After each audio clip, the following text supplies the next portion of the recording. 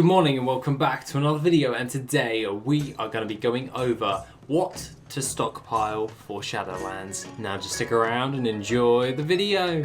Okay, so we're going to be also going over what should we stockpile for Shadowlands. I actually have a list for this one, and overall the thing that I wanted to know before actually getting into this video, I wanted to do some research on what was the current trends of certain different types of expansions or what actually fluctuated in price and sell rate and all that jazz. And I've come up with a list of things that you should probably stockpile in order for Shadowlands for additional gold. It goes as follows of, yeah, if you don't need the gold right away and you want to just stockpile, this is primarily what I'm doing now for Shadowlands. I'm literally stockpiling as much as I can, so then I can just keep that by and then not make as much gold at this moment in time, then have a higher return upon expansion release. Now, that being the case, let's have a look at some of the different types of ones that I was actually looking at.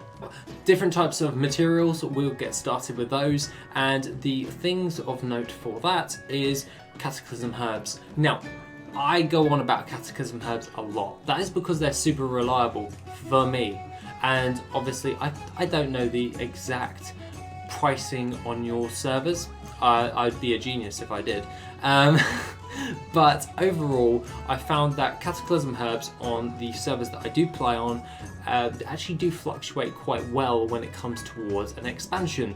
This is because at the end of an expansion, like we're seeing right now, a lot of things are getting farmed. The gold per hour is actually really low at the moment, and that is because there's a huge demand for that. Now, after expansion release, after about three months, people will be doing all of the other new farms and all that jazz, and all back to raiding and all that. So they've actually got current content to actually do, and that keeps them away from our area as goblins, and that's for making gold. And primarily what actually happens is there's less people farming it, which means there's less supply, but that means your supplies of value will then go up. And overall, that's what we're betting on, is because less people will be farming these different types of things.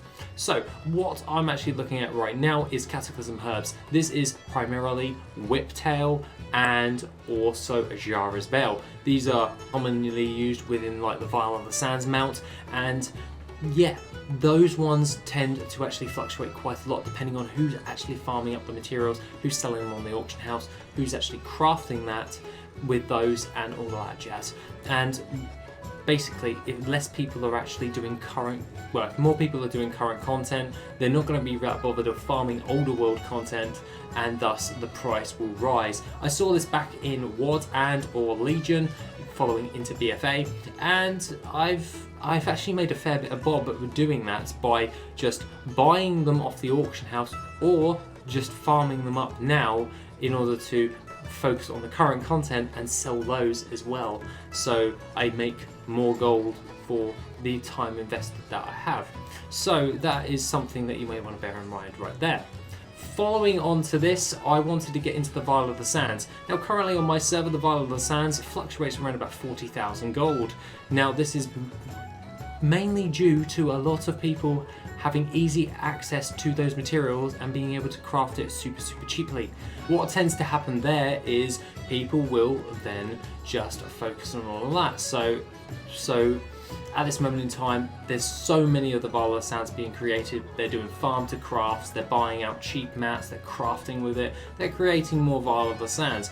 I don't blame them, it's a great money maker, but there's an oversaturation at this moment in time of mounts really, and that goes for pretty much most crafted mounts. Now, I would not suggest stockpiling panther mounts. I'm just saying that out right now, so if anyone's going to say in the comments, I do not suggest stockpiling panther mounts. But what mounts I would suggest, however, stockpiling is the Mecha Mogul Mark II if you have the ability to craft it.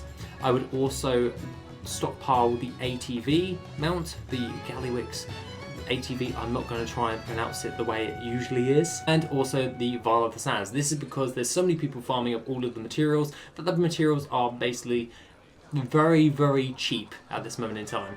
So that means you could actually stockpile a load of these now at a very low profit margin, or not a profit margin, and just break even with the actual craft right now, and then hold that until Shadowlands comes out, and then wait a few months after that. That's when everyone's doing the current content stuff, everyone's not really bothering about all that, and then you can then post those to the auction house and make your gold back and then some. This actually is something I do quite a lot when it comes to expansions. I focus on the crafted mounts. Last expansion I focused on the Vial of the Sands and also the Mechanized Chopper. I actually crafted them at a loss, and I actually made a profit upon release of BFA, because no one was farming the materials, and therefore it was really expensive to craft the actual mounts, even though I did that a few months prior, and then I was able to get a hold of those mounts right there. Now, following on to this, another thing of note that you may want to do for pre-patch is actually crafting your Goblin Gliders and your Drums of Fury. This is because these are WOD crafts. Obviously, these WOD crafts have been a staple for the last couple of expansions for actually getting around. That's because the lock on flying, and due to the lock on flying with Pathfinder, no one's going to have flying, and Goblin Gliders are an easy way to get around a map pretty damn sharpish. That means that the sell rate is usually always pretty high. On my server, I checked earlier, is 0.34 for the sell rate, so the sell rate's pretty damn high. And also, along with that, the Drums of Fury is roughly around about the same. Now, this one gives you like a haste buff and all that stuff, and it's a very cheap to craft. Even now, it's super cheap to craft those different types of things, so you can still make them for a profit mostly all the time, depending on if you're... The only time it probably wouldn't be profitable if you're on like a really low pop server, but other than that, they're really, really profitable in order to craft. You just may see some competition when you're actually doing this one, so bear that one in mind right there.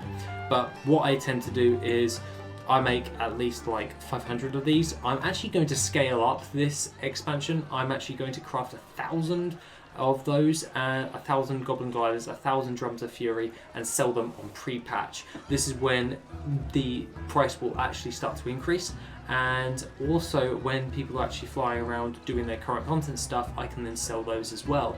I may actually even scale that up as well, so I have a nice stockpile of the materials in order to actually just craft those straight up, or just have them already stockpiled. So that's something I will be doing right there.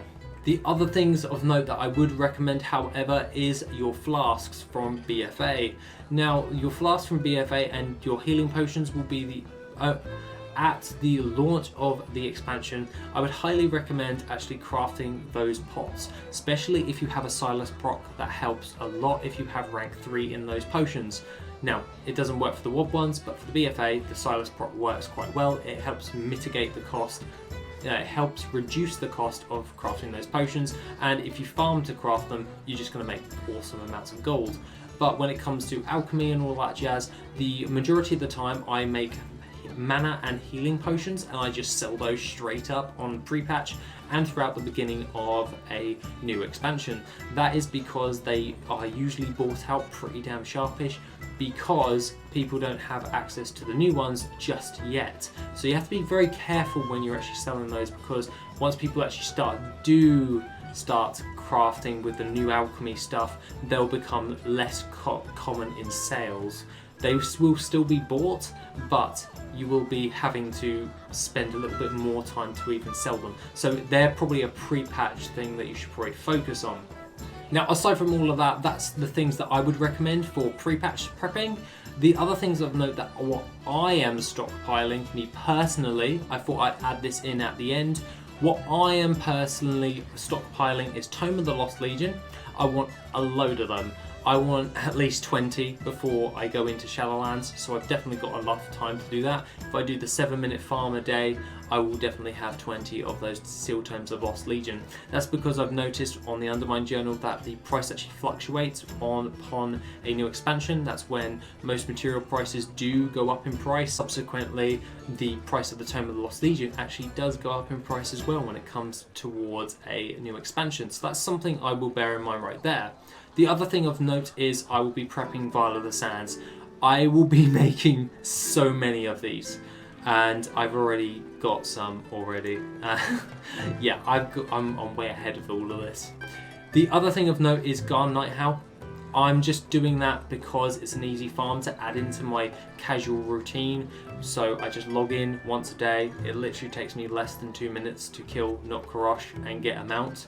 The mount doesn't sell for an awful lot of gold, but I intend to have a guild bank tab worth of those mounts, and that will definitely add up. So that is something I am stockpiling myself. Now, you don't have to do this, of course, so just bear that one in mind. The other thing of note that I will be stockpiling is Enchanted Elementium. Now, this is materials from vanilla, and it does go up in price when it comes to new expansions. That's because less people are farming the materials, and therefore the price will go up. I will be stockpiling a load of this, and when I mean a load, I mean a ton. I will be getting a lot of Enchanted Elementium for the Shadowlands, and then I'll be going towards that. The next thing of note is I'm stockpiling my transmog, so then I don't have to focus on doing transmog farms as when I'm doing current content stuff for Shadowlands. So I'm trying to get to at least 3,000 items of a nice stockpile for basically my transmog collection, so I then can just focus on all that, because less people will be farming up your transmog, and therefore the prices will start to increase as well because they'll be doing current content stuff.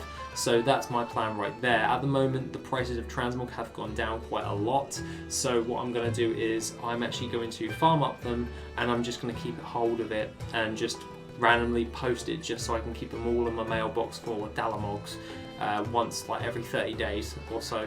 I'm actually not going to try and make gold with them at the moment because it's seeming to be less profitable than current expansions are at the moment, because so many people are doing transmog farming at the moment. Next thing at this moment in time is I will be stockpiling also. For the last thing is Dark Iron Ore. I've noticed that on my server particularly, Thunderhorn and Argent Dawn EU, which is my main server, and what I've noticed is Dark Iron Ore has been overfarmed, and the price of it has gone down quite dramatically when it comes to all of that. So what I've been doing is I've been buying out the super cheap ones and just keeping them in my guild bank tab. This is so I can then spend more time doing other different types of things, and also if I wanted to farm it up I can. And along with that, Dark Iron Ore usually fluctuates quite high again when a new expansion actually hits. So hopefully this has answered your questions from the Discord for what should you stockpile and what I am personally stockpiling as well, to give you guys a bit of an insight on what you could actually focus on for prepping for Shadowlands. Other than that, guys, have an awesome rest of the day, and I shall see you in the next video, which will be tomorrow.